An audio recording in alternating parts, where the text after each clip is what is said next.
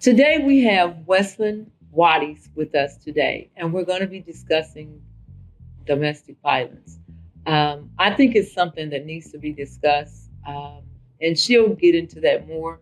But our children are getting younger and younger at this, and you hear so much about since the pandemic happened or whatever, how it's really out there with domestic violence, mental challenges, all of that. And I wanted her to bring her on so she can give us some tips, some things to look for, some things that in her expertise is what she sees. So I'm Weslynn Waties again, and I have a nonprofit. It's called Beneath God's Wings, and it is to help women and children of domestic violence. And I know that October is Breast Cancer Awareness Month, but it really is Domestic Violence Awareness Month, but it gets overshadowed because of breast cancer. So thank you for having me and having a conversation about how important it is to get domestic violence awareness out there. So I'm more of an advocate more than just out in the community doing everything. I just do my part to be an advocate of domestic violence. Okay, I like that. Sometimes when people are looking for help or whatever, what do you suggest they do when they need? I mean, if I was a person and I found myself in a situation where I needed help, what would I do? Well, that's a good question. And one of two things can be happening. If you're in that moment, I would say call 911 if you can. If you're out of like the situation right there, then you can call 211 because 211 has a lot of good opportunities and different resources, not opportunities, but resources. Right. So that can help with anything for a safe place.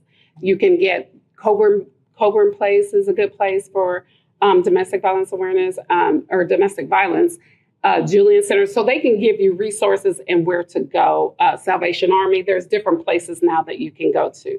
So, and even if you need food, you're homeless, they can give you resources and information on where to go to. Okay, I like that. Yeah. Thank you.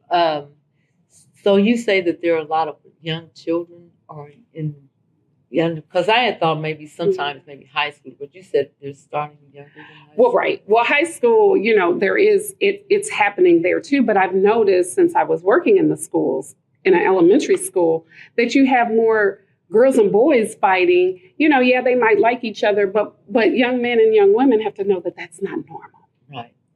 And unfortunately, sometimes they see that in their homes, so they think that that's normal, right. But it really is not normal, and it's not healthy because at that age, it can build. Right. It can be like a snowball effect, and then that's how they think they can resolve their issues when actually that's totally opposite. It's the worst way you can, try to resolve issues. So, yeah. I like that's good. So, are there signs to look for in persons who can be a violent person? What kind of signs should be? That's a good question too. So I do want to get back to teaching. That's the part that I love about teaching about domestic violence because there are red flags. Mm-hmm. So I would say if you're an adult and you're in a relationship, I would say the number one red flag is you can be in a relationship and you can love each other and want to spend a lot of time with each other. But the first red flag to me is when they try to isolate you and they want all of your time. Right. And that's when they don't want you to be with family. They don't want you to be, with your friends. Right. And so that's the first red flag is isolation. And that's very the most common thing in relationships when they start is that isolation is they want you to be away from everybody else and be with them so they can control the situation because it's all about that power and control. And for a person that's young and maybe haven't dated a lot or whatever, for them, they might just think they just want to be with me. So, and it's right. Because I mean, those are some things that a parent probably should talk to about their children to, look for stuff so they know to look for something like that. Because sometimes you might think that's affection. Exactly. And that's why I say that's, to me, one of the number one red flags, because it's healthy to be together. When you love each other, you want to spend a lot of time together. But I also say it's healthy to have your own hobbies and your own friends, too, because that way you can, if something isn't right, maybe they can help you, see a red flag or see something that doesn't seem right. Right. So I always say that's when you cling tighter to your village, to your family and your friends. Okay. Why do you think people stay silent? Well, the silence is because there's a lot of stigmas. There's a lot of shame with it, and with domestic violence. There's a lot of shame, that people, unfortunately, in the world that we live in, people are so mean and cruel. Right. So they want to make it seem like, well, why would you let that happen to you? And no, I didn't allow it to happen to me. It's just something that happened to me. And so I think that we have to build a community and an awareness and consciousness of that this person didn't ask for this. Right. It's someone that's trying to have power and control over them and to run their life because I think something in their life is not right. Right. And so that's what that is. So we have to be real careful.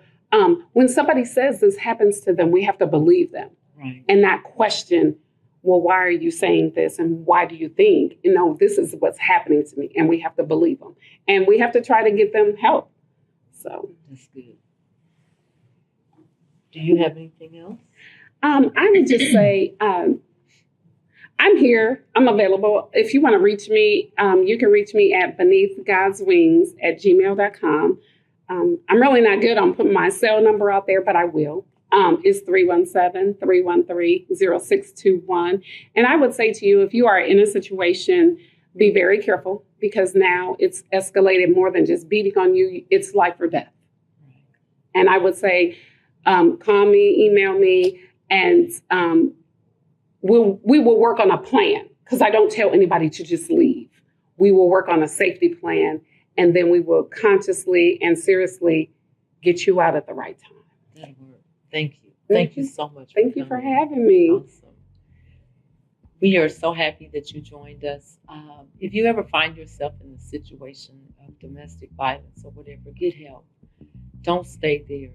It's dangerous. It's a bad influence on our children because it just escalates. And our children are sometimes fearful, they're scared, and they don't know exactly what to do. So if you find yourself in any kind of domestic violence, whether you're a teenager or adult or whoever, get help. I didn't know until today that we can call 211 to get someone's help, but please seek help. Don't stay there alone. Don't keep continuing that. It could be the difference in your life. Thank you for joining us in It Takes a Village. Join us each first Friday of each month at 12 noon. See you next time. Peace.